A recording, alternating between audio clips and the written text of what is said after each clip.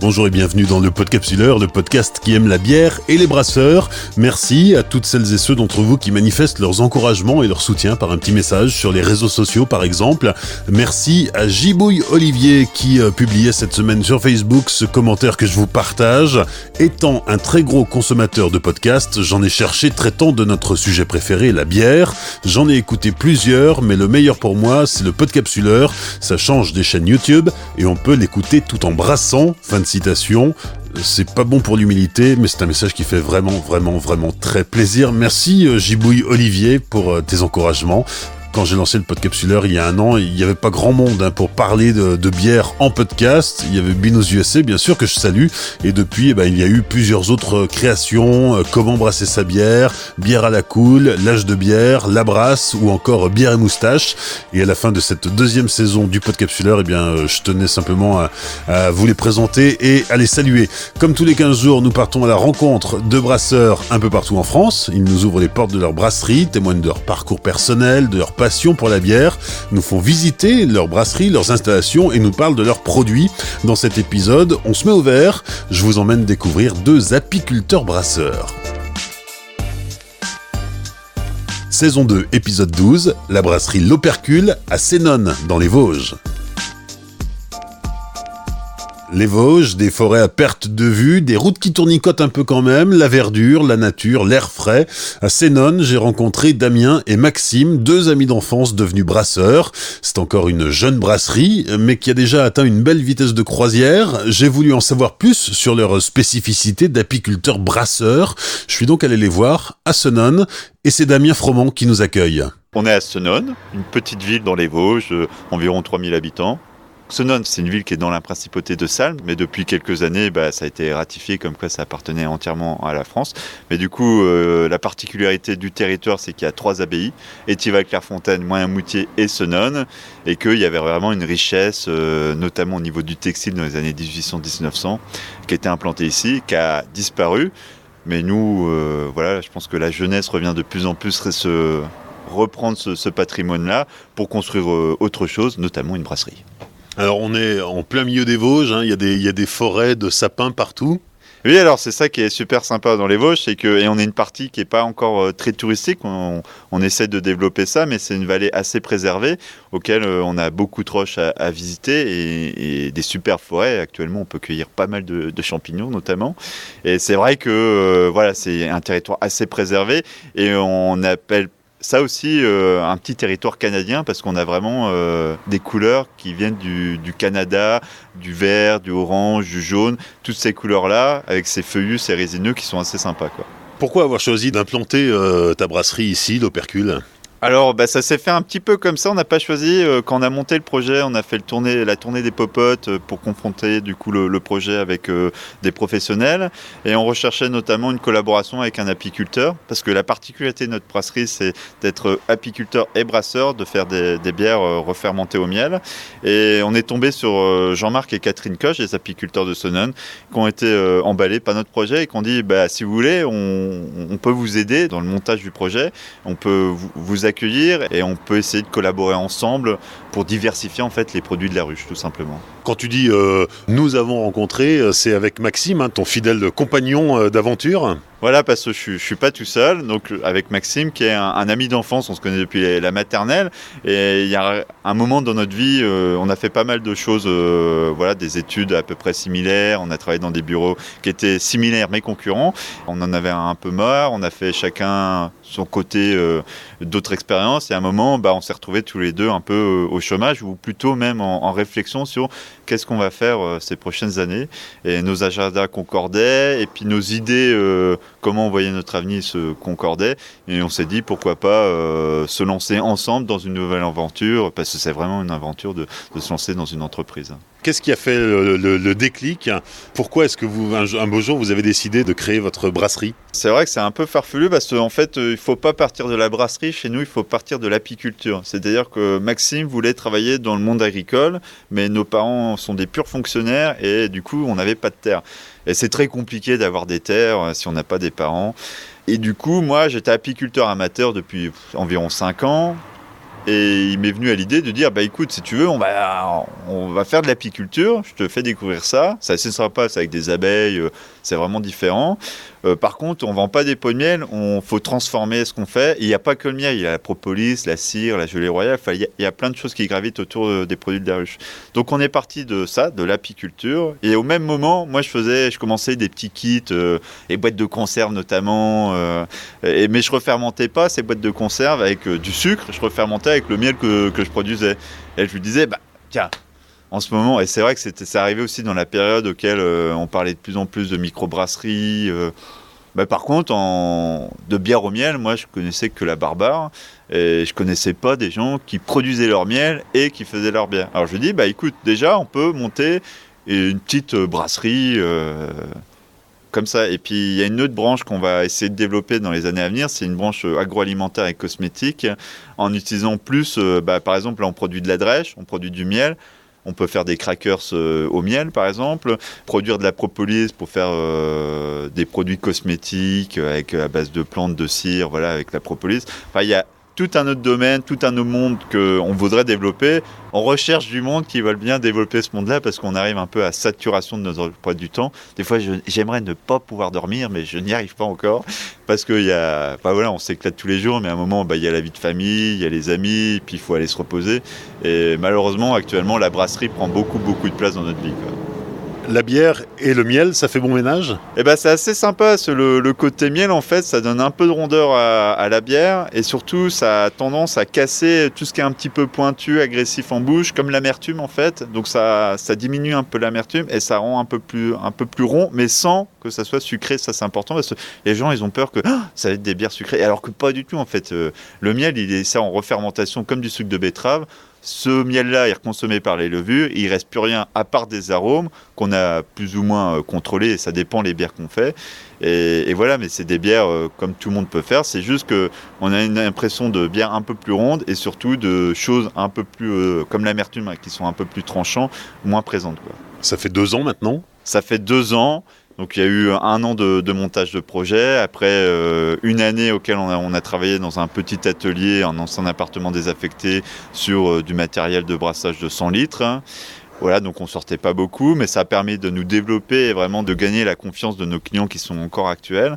Et depuis 2018, en fait, on s'est installé dans un bâtiment vraiment d'environ 500 mètres carrés auquel on peut exploiter vraiment tout son potentiel, aussi bien au niveau des fermenteurs, des cuves de brassage, du stockage. C'est une ancienne scierie, ce bâtiment ? Voilà, encore un territoire qui a plein de patrimoine. Donc effectivement, c'était un bâtiment tout en bois qui était en train de s'écrouler et qui a été restauré par la société Déobat, qui a tout remonté, refait la charpente, et auquel il y avait des trains qui circulaient dedans. Donc c'était effectivement une ancienne scierie, avec même un plateau tournant en fin du bâtiment pour retourner la locomotive. D'ailleurs, quand on a creusé les écoulements d'eau, en fait, on est retombé sur ces rails de chemin de fer qui nous ont donné du fil à retordre. C'est le cas de le dire, c'est très très dur. Ouais, parce qu'ils avaient été noyés dans le béton et en creusant, Ouais, il a fallu les découper à la scie circulaire, et ouais, c'est un alliage très solide, et même il y a une partie auquel on a dû dévier le caniveau pour plus être trop embêté. Donc vous êtes installé là depuis 1 an ? C'est ça, ça fait un peu plus d'1 an. Et on va encore grignoter un peu plus d'espace. On partage encore le bâtiment avec la société Déobat. Et du coup, petit à petit, on grignote. Parce que la brasserie, il y a la partie production, mais il y a la grosse partie stockage. Et ça, plus on commence à produire, plus il faut stocker des choses. Et donc, plus il faut de l'espace. Là, vous produisez environ 45 hectos par mois ? C'est ça, à peu près 4500 litres par mois, donc à peu près 500 hectos à l'année. Alors ça, c'est encore pas notre vitesse de croisière, hein. Nous, on a vraiment un développement en fait au fur et à mesure par palier. Donc on a commencé par la 100 litres, on sortait 600 litres par mois, après on a passé le palier des 3000 litres. En fait, ça ne suffit pas, donc on est monté là à 4500 litres. Et là, par contre, on voudrait passer entre 6000 et 8000 litres par mois, mais il faut qu'on change la partie cuve de brassage, qui est 500 litres actuellement, il faut qu'on la passe sur du 1000 litres. Ça se réfléchit parce que voilà, le métier de brasseur, c'est très essoufflant, c'est très physique, et voilà, il faut réfléchir à tout, comment on manipule le matériel, comment on travaille, pour vraiment garder de l'énergie, parce que c'est très épuisant. Maxime, quand il brasse 4 fois par semaine, le vendredi soir, il n'en peut plus, il n'arrive même plus à boire une bière. L'installation ici, l'arrivée ici dans ces locaux, ça a déjà été l'occasion d'un premier agrandissement, hein. Voilà, donc on est monté à 3000 litres. Là, on avait 6 fermenteurs de 500 litres et on embouteillait à la main à l'époque-là. Donc ça remonte à pas si longtemps, hein. Ça fait il y a 6 mois, 1 an. Et il est arrivé un moment, embouteiller à la main 3000 litres avec une 4 bec, ça va 5 minutes. Donc on a investi dans une petite chaîne d'embouteillage d'occasion. Et ça nous a aidé pas mal. Il y a encore des choses à régler, mais vraiment là, on peut sortir à peu près 1000 litres par jour embouteillés. Donc ça fait 3000 bouteilles de 33. C'est là qu'on se dit, il y a 3000 bouteilles qui se sont passées dans mes mains. Et puis il y a eu ça, et puis on a racheté 2 fermenteurs de 2000 litres pour vraiment subvenir aux besoins. C'est vraiment pas une démarche pour commercialiser plus. C'est-à-dire que notre clientèle reste toujours les mêmes. C'est toujours le même pool qu'on a, mais qui achètent, on va dire, peut-être plus de nos bières, parce qu'on a grandi la gamme, on fait des produits de différentes sortes, différentes contenances, et du coup, je pense qu'on a gagné un petit peu leur confiance, et du coup, au lieu d'acheter que la blonde qu'on avait actuellement, ils achètent la blonde, la triple IPA, la blanche, etc. etc. Et voilà, c'est toujours les mêmes clients depuis le début. On n'a pas plus des marchés, mais par contre, il faut produire plus, il faut leur donner plus, et on veut toujours plus. Aujourd'hui, la brasserie L'Opercule, c'est 2 bières permanentes et puis des bières plus éphémères. Oui, c'est ça. Donc on est parti sur une blonde assez traditionnelle. Nous, on est dans un territoire auquel les gens aiment bien tout ce qui est un peu traditionnel. Donc la blonde, elle est faite pour ça. Après, nous, on était gros amateurs de bière belge. Et dans la région, on aime bien tout ce qui est belge aussi. On n'est pas loin de la Belgique. Et on a fait une triple, style belge, refermentée au miel. Et ça, c'est un peu la bière best-seller de chez nous, qui a été même médaillée d'or cette année au concours international de Lyon. Et par contre, à côté, on essaye un peu de s'éclater, parce que on brassait toujours la même chose. C'est pas que c'est un peu pénible, mais on aime bien découvrir même des choses qu'on sait pas faire. On sait, tiens, on veut faire ce type de bière, mais il faut apprendre, c'est comme tout, sachant que il n'y a pas de livre sur la bière professionnelle, en fait. Tout se transmet à l'oral, ou alors il faut lire les forums, et il faut surtout tester. Donc on fait que ça, que de tester. Et effectivement, donc on a sorti une IPA, c'est assez classique en fait maintenant dans le monde dans la bière. Mais là, en bière spécifique, on a sorti une blanche refermentée aux brisures de bonbons de la confiserie des Hauts-de-Vosges. Donc ça, c'est un peu plus spécial. La bière de cet hiver, c'est une ambrée avec un malt tourbé, auquel on a fait un finish avec des copeaux de chêne torréfiés. Donc voilà, on commence petit à petit à aller dans des petits délires comme ça, mais toujours un peu rester dans le côté, faut que ça soit buvable dans le territoire qui nous entoure, parce que nous, on n'a pas vocation à exporter vers des grosses métropoles qui sont Paris ou Lyon. Toute notre production s'écoule de manière locale sur les Hauts-de-Vosges et sur Nancy. Il y a des gens actuellement qui nous veulent sur Strasbourg, sur Lyon et sur Paris. Alors, un jour, il y aura des points de vente là-haut, mais c'est pas notre délire d'être une brasserie européenne ou internationale. Nous, on a des copains auxquels ça, c'est leur truc. Ils sont dans les plus gros festivals de bière. Enfin, il n'y a pas de souci là-dessus. Mais nous, non. Nous, si on arrive à produire 12 000 litres par mois, voilà, on s'arrêtera là. Et on fera autre chose parce qu'on a envie de faire d'autres choses comme la partie cosmétique ou alimentaire, ou alors il n'y a pas que la bière en alcool, il y a d'autres produits prestigieux en alcool. J'en dis pas trop parce que c'est un peu des choses qu'on essaie de travailler ici, mais voilà, il y a moyen de s'éclater sur d'autres domaines. Tout est en bio ? Tout est en bio. Sauf par exemple dans notre blanche, on a collaboré avec la confiserie de notre territoire de la vallée de la Déodacie, qui est la confiserie des Hauts-de-Vosges, et qui ne sont pas en bio actuellement. J'espère qu'ils passeront un jour. Mais voilà, donc la bière, elle a été déclassée parce qu'on met moins de 1% de bonbons, mais le malt, le houblon, tout ce qu'on met dedans est bio. Et vraiment, on vient du domaine de l'environnement. Et le bio, c'est pas juste que le produit soit bio. C'est que produire une céréale sans pesticides, sans insecticides, c'est protéger aussi son environnement.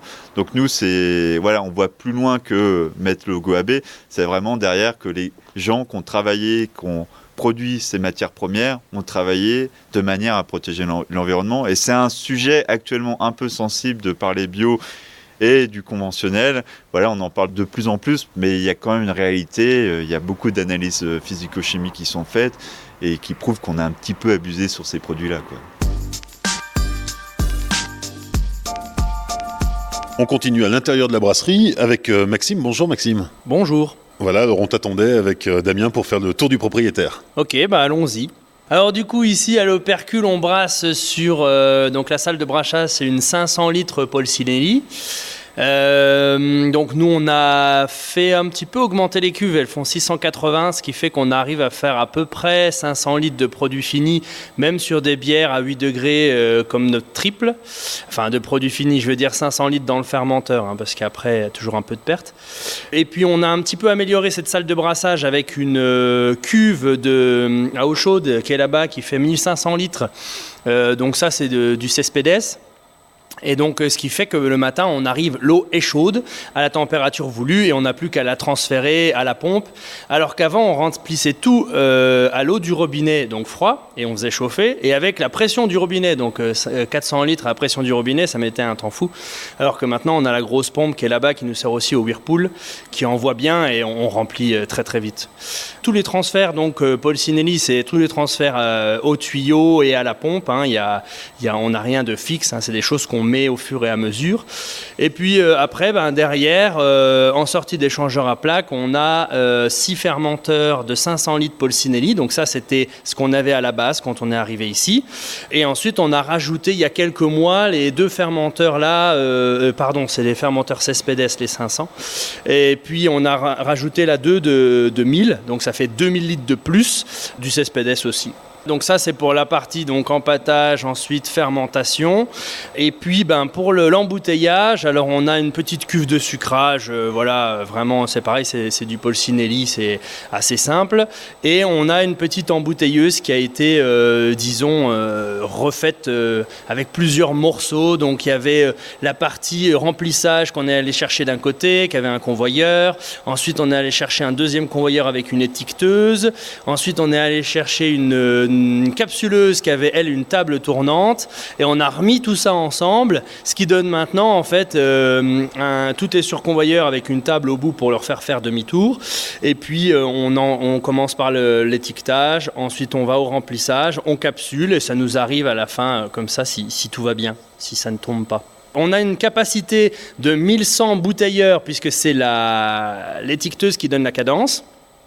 Néanmoins, les 1100 bouteilleuses heure, surtout en 33 centilitres, on n'y arrive absolument jamais. Alors il faut compter 2 heures pour embouteiller 500 litres, on va dire, quelque chose dans ce goût-là, quoi, en 33 centilitres. Par contre, en 75, là, la cadence, je crois qu'on est proche des 1000 bouteilleurs. Où est-ce que tu as appris le métier de brasseur ? Alors le métier de brasseur, on l'a appris dans ma cuisine, ensuite dans le garage de Damien, et puis ensuite, il faut quand même le dire, on est passé par l'IFBM, donc l'Institut français de brasserie malterie de Nancy, qui a été une sacrée formation pour nous de 2 semaines, donc c'est assez court mais c'est très très dense, et ça nous a mis un petit peu les yeux en face des trous sur le côté vraiment scientifique. Nous on a des études scientifiques à la base, hein, donc on n'était pas perdus. Néanmoins, il y avait énormément de choses qu'on n'appréhendait pas sur le côté microbiologie ou sur le brassage, les températures, ces choses-là, quoi. Donc en fait, on a appris un peu par nous-mêmes, ensuite à l'IFBM, et puis après, par nous-mêmes. On fait des tests. Quand tu parles de microbiologie, ça veut dire quoi ? À quoi ça te sert dans ton quotidien de brasseur ? Alors la microbiologie, c'est surtout tout ce qui touche à la fermentation et au tank de fermentation. On est dans des choses assez simples, mais qu'il faut quand même appréhender. C'est-à-dire qu'il y a des températures dans lesquelles les levures sont bien. En fonction des levures qu'on a, il y a des températures qui peuvent varier, des fois de pas grand-chose, mais c'est important quand même. Et puis après, il y a des choses des fois qui tombent sous le sens. Mais plus on a de levure dans un mou, mieux ça va. Puis après, si on a trop, ça va pas, mais c'est un peu comme partout, donc il faut trouver le juste milieu. Et puis après, on sait aussi que, par exemple, si on a un peu du mal à fermenter en fin de fermentation, ce qui arrive souvent, elles ralentissent un peu les levures, en leur mettant une température un petit peu plus haute, on peut les amener à finir tranquillement. Enfin voilà, il y a des petites choses comme ça. Et donc après, c'est au quotidien, hein. On est en relation étroite avec l'IFBM, avec qui on échange très régulièrement, et puis avec des copains du coin aussi, avec qui... sans qui, on va dire, il y a plein de choses, on n'en serait pas là, quoi, hein. Nous, on fait plutôt des bières maltées, tout ce qui était houblonné, IPA, etc. À la base, c'était pas trop notre truc. Et maintenant, on arrive à faire une IPA qui est vraiment bien parce qu'on a des copains qui nous ont filé des petits coups de pouce, quoi. Voilà. Donc aujourd'hui, tu arrives à brasser 4 fois par semaine ? On brasse à l'Opercule 2 fois par semaine, sur un mois. Il y a une semaine où on brasse 4 fois. Et une autre semaine, qui n'est pas la même, où on embouteille 2 fois. Voilà. Donc c'est un embouteillage, 2 brassages, et avec les 2 semaines un peu particulières. Enfin, si tout se passe bien, hein, parce qu'après, s'il y a quelqu'un qui met un peu longtemps pour fermenter, on l'attend. Enfin, voilà. Donc c'est un rythme quand même assez soutenu. Ouais, c'est un rythme très soutenu. Et du coup, Damien pousse là pour qu'on change d'appareil de brassage. On a une 500 litres, on passe sur la 1000. Et il a vraiment raison, parce que... brasser plus qu'une fois par semaine, ça va vraiment changer beaucoup de choses. Hein. Surtout qu'on mettra le même temps que pour 500 litres. Donc à un moment donné, il ne faut pas se flageller. Hein. Il vaut mieux évoluer. Tout à l'heure, Damien disait que vous étiez naturellement très porté sur des bières d'inspiration belge. Bah oui, alors on va dire que c'est un petit peu ce qui a bercé notre jeunesse, pas trop jeune, hein, à l'âge où on a le droit de boire de l'alcool. Donc nous, on a découvert un petit peu la bière par ça, et après, aussi Damien, sa compagne, est du côté des Ardennes. Donc c'était à chaque fois qu'on allait là-haut, on pouvait aller voir de belles choses et goûter de belles choses. Et puis effectivement, on a commencé par une blonde, donc refermentation au miel, une blonde qui s'est fait 5,6, donc qui est quand même un peu chargée, qui a quand même un peu de corps. Et puis ensuite, on est directement passé sur la triple. D'ailleurs, la triple qui était à la base une grosse erreur de notre part sur les calculs de rendement. Et la recette qu'on avait fait là, qu'on voulait à 5, quelque chose comme ça, elle est arrivée à 8. Bon, on l'a vendu, c'était pas mauvais, hein, mais c'était pas ce qu'on voulait. Et après, les gens, ils revenaient toujours à la brasserie pour nous en redemander, mais on n'avait plus. On se dit, mais non, regardez, c'est là, on a réussi, maintenant tout va bien. Et non, ils en voulaient pas. Donc, alors cette triple est issue de ça. Néanmoins, c'est une triple de style belge, donc c'est des choses assez maltées. Et puis après, on aime bien incorporer des produits du coin. Donc, nos bières de Noël changent chaque année. L'année dernière, on a commencé les incorporations de produits locaux avec les cafés Canton, qui sont des torréfacteurs vosgiens. Donc ils nous ont sélectionné un café qu'ils aimaient bien. Et puis nous, on l'a incorporé dans une brune assez épaisse, assez chargée. Pas une stout, mais pas loin, quoi. On est dans ce délire-là. Et puis on a continué avec une blanche refermentée aux brisures de bonbons de la confiserie des Hauts-de-Vosges, donc une confiserie du coin à plein fin qui est très connue et vraiment quelque chose d'important dans le coin. Et ils coupent les bonbons à la main. Et ça fait des miettes. Ces miettes-là, avant, ils en faisaient pas grand-chose. Ils mettaient dans des paquets, puis ils vendaient ça comme ça. Et puis, il y a eu de plus en plus de monde qui s'est intéressé, et surtout pour faire des tisanes. Hein. Les gens mettaient la poudre dans de l'eau, ça faisait une petite tisane. Et donc, du coup, ils se sont dit, allons-y, si les gens veulent de la tisane. Donc, ils ont fait des petits paquets à tisane. Et maintenant, c'est un produit qu'ils vendent énormément. Et d'ailleurs, ils en ont même plus assez pour répondre à la demande, quoi. Et donc, du coup, on a utilisé ça pour mettre dans notre blanche à la refermentation. Donc, exactement comme le miel, ça ne sucre pas et il y a juste les arômes des bonbons assez légers puisqu'on n'en avait pas beaucoup. Hein. Le sucrage à la refermentation en bouteille, c'est de l'ordre de 7 grammes par litre, donc c'est pas grand-chose. Et donc ça donne une petite note, une petite touche, un petit côté mentholé, enfin voilà quoi. Et alors cette année, vous vous êtes lâché sur la recette de la bière d'hiver.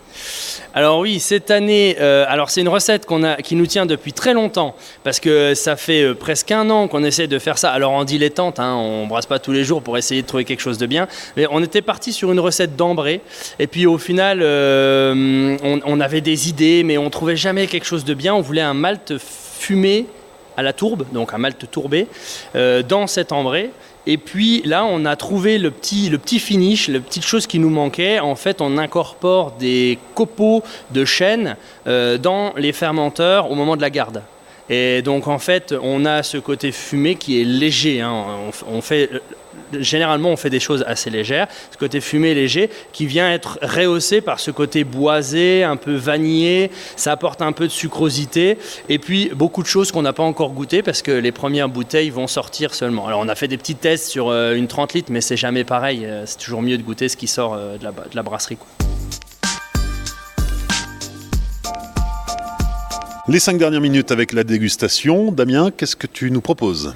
Alors, je vous propose, pour commencer, parce qu'il n'y en aura pas qu'une, la blonde refermentée au miel, la traditionnelle de chez nous. On y va.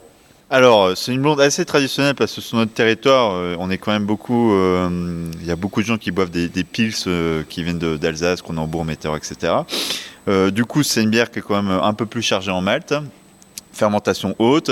On sent en bouche cette rondeur en fait, qui vient du côté miel, mais c'est pas sucré, comme tu as pu t'en rendre compte. Donc on a une toute petite amertume. Et puis alors là, par contre, il faut connaître un peu le miel qu'on utilise. C'est du miel de montagne, toute fleur, et on peut sentir des touches de miel ou plus sonner.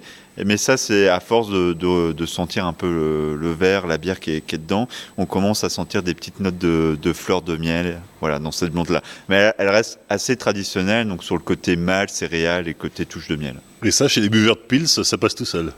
Oui, surtout en pression en fait, parce qu'elle est un peu plus légère. Alors forcément, on n'est pas sur quelque chose de très léger comme de la Pils, mais voilà, on s'y rapproche et on essaie de coller à ces saveurs, voilà, qui restent dans le côté traditionnel qu'on dit, pour pas dire classique, mais voilà, ce qu'on peut boire un peu tous les jours à table.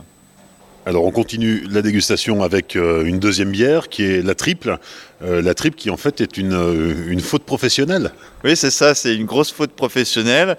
Mais bon, au final, on s'est rattrapé parce que tout le monde nous l'a demandé alors qu'on n'en avait plus. Donc on l'a refaite pour le plus grand plaisir de chacun. Et tellement les gens l'ont aimé, on s'était dit, on va l'envoyer auprès de vrais professionnels, on va voir ce qui en ressort. Et en fait, faut écouter le consommateur parce qu'elle a eu une médaille d'or, donc le consommateur s'était pas trompé, quoi. On va goûter. Là, on est vraiment sur une bière style belge à 8 degrés, beaucoup de malt, et là, un côté miel qui ressort, mais sans cet aspect de sucre. Et vraiment, quand on fait des soirées dans des rencontres de brasseurs, c'est vraiment celle-là qui cartonne le plus, parce qu'elle a vraiment cette originalité et ce côté vraiment belge qui est vraiment là, avec modération.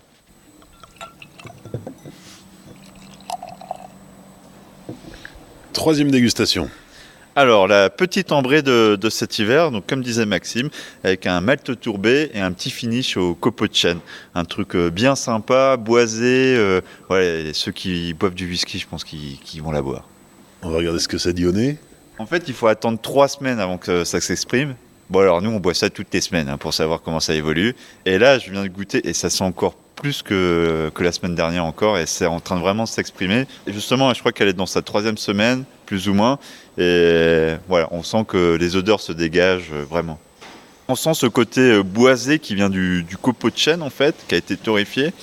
Et puis il y a ce côté tourbé qui s'associe avec ce côté boisé, comme quand on boit un petit whisky, mais sans ce côté 45 degrés d'alcool, parce que là on n'est qu'à 6 degrés. Et voilà, c'est au coin du feu pour cet hiver, ça sera très bien. Allez, on passe de la tourbe au houblon avec la 4e dégustation, c'est l'IPA de la brasserie L'Opercule. Oui, c'est ça. Du coup, petite IPA à 40 BU pour les connaisseurs, mais qui est redescendu au niveau ressenti parce que, comme j'expliquais tout à l'heure, c'est que le miel, ça a tendance à casser l'amertume. Et donc là, on sent une toute petite amertume qui est suffisante, je le redis, mais dans un territoire auquel on ne peut pas faire des trucs qui sortent trop du commun. Du coup, les gens, ils disent que c'est super. Pour l'été, c'était super, on l'a utilisé pour cet été, parce qu'en fait, ça assèche la bouche et ça rafraîchit totalement, quoi. Avec ce côté litchi, on a utilisé un cascade pour les connaisseurs encore. Alors celle-là, je l'attendais tout particulièrement parce que j'ai eu l'occasion de visiter la confiserie des Hauts-de-Vosges il y a 2 ans à peu près. Et effectivement, je ne savais pas qu'on pouvait utiliser le bonbon pour resucrer sa bière. Nous, on s'est dit pourquoi pas. Enfin, dans l'eau, c'était pas très appétissant. On s'est dit c'est mieux dans une bière. Voilà, donc on s'est un peu amusé. Puis on aime bien collaborer avec d'autres professionnels dans la vallée. Et là, c'était vraiment une belle opportunité. Donc c'est une blanche, un peu traditionnelle avec des coups de girofle issus de la levure. WB06 pour les connaisseurs. Et par contre, là où vous allez avoir des saveurs en plus de côté mentholé, bourgeon de sapin et des touches d'anis. Alors ça dépend chacun, mais le but du jeu, c'est de retrouver le bonbon en fait dans la bière. Et c'est assez spécifique, soit on va aimer, soit on va pas aimer. Mais moi, je dis que c'est original et puis c'est 100% vosgien. Oui, parce qu'en fait, à la confiserie, ils utilisent des huiles essentielles pour donner les parfums au sucre qui sert à faire les bonbons. Voilà, c'est ça. Donc, ils utilisent des huiles essentielles. Donc, pour l'huile essentielle, je sais de bourgeon de sapin, ça vient de la ferme du bien-être à Germay, encore une entreprise locale. Mais c'est ça, ce qui va donner un peu l'arôme de la bière, ça va venir des huiles essentielles du bonbon, donc de ces brisures, ces paillettes qu'on met dans la bière. Alors on l'a sortie un peu tardivement, parce qu'on l'a sortie en septembre, et elle aurait dû sortir en juillet, mais on a été un peu à la bourre. Mais elle est... Mais je sais pas aujourd'hui, j'ai quoi? J'ai dit qu'elle est meilleure. Donc après avoir exploité les bonbons de la vallée, c'est quoi la prochaine recette? Ah, on a plein d'idées. Non, mais il y a plein de trucs je pense que l'année prochaine, on va essayer de travailler, par exemple, avec un chocolatier, les fèves de cacao. Ça peut être sympa, on a pas mal de bons chocolatiers dans le coin. On a un truc avec des plantes. On va essayer de faire ça. On a des gens de la famille qui travaillent là-dedans. Voilà, mais nous, en fait, comme je dis aux gens, ils disent mais comment ça vient les recettes, des choses comme ça? C'est comme on est des chefs cuisiniers, on est des chefs brasseurs et on fait nos recettes par rapport à nos inspirations. Et c'est comme tout, il faut pas mettre trop de poivre, pas trop de sel. Et c'est pareil dans la bière, arranger les arômes. Et après, on peut aller aussi plus sur, on peut boire telle bière avec quoi à côté. Il y a des bières, genre la bière au café qu'on a fait pour l'hiver dernier avec... moi, j'imaginais avec un gâteau, avec des framboisiers ou un truc comme ça, un truc bien sucré derrière. C'est ce qu'il faut, ou une liqueur, un limoncello après la bière au café, ça passait. On s'intéresse beaucoup au vin, il y a encore des trucs à faire, mais le monde de la bière, ça arrive de plus en plus en force et il y a vraiment un panel de choses à savoir et à connaître. Merci à Damien Fromont et à Maxime Clasquin pour leur accueil lors de l'enregistrement de cet épisode. Comme pour chaque épisode, je vous invite à découvrir leur brasserie, l'Opercule, en images sur les réseaux sociaux du Podcapsuleur, Facebook, Twitter et Instagram. Alors cet épisode était le dernier de la 2e saison du Podcapsuleur. Déjà une saison 3 est en préparation. L'aventure va continuer, mais pour cela, je suis en pleine recherche de partenaires, de sponsors pour financer le projet. Ouais, l'argent c'est le nerf de la guerre et c'est aussi une préoccupation au quotidien quand on est indépendant, même si l'on est passionné, et j'espère que cela se ressent dans les podcasts que je vous ai proposés jusqu'à présent. Mais vous qui appréciez le Podcapsuleur, vous pouvez aussi, à votre échelle, m'aider à poursuivre cette aventure. Alors concrètement, vous pouvez dès maintenant participer à la campagne de financement participatif lancée sur la plateforme Tipeee. Vous trouverez le lien en commentaire de cet épisode. J'ai déjà payé 2 tournées, à vous d'offrir la 3e. La saison 3 du Podcapsuleur se fera grâce à vous. Merci pour votre soutien, et puis soutenir le Podcapsuleur, c'est aussi laisser un commentaire, 5 étoiles sur Apple Podcast, et bien sûr liker, partager, commenter sur les réseaux sociaux pour aider le Podcapsuleur à se développer et notamment à gagner en notoriété et en visibilité. Merci pour votre fidélité, je vous embrasse, mais souvenez-vous, l'abus d'alcool est dangereux pour la santé, alors savourez mais sans forcer.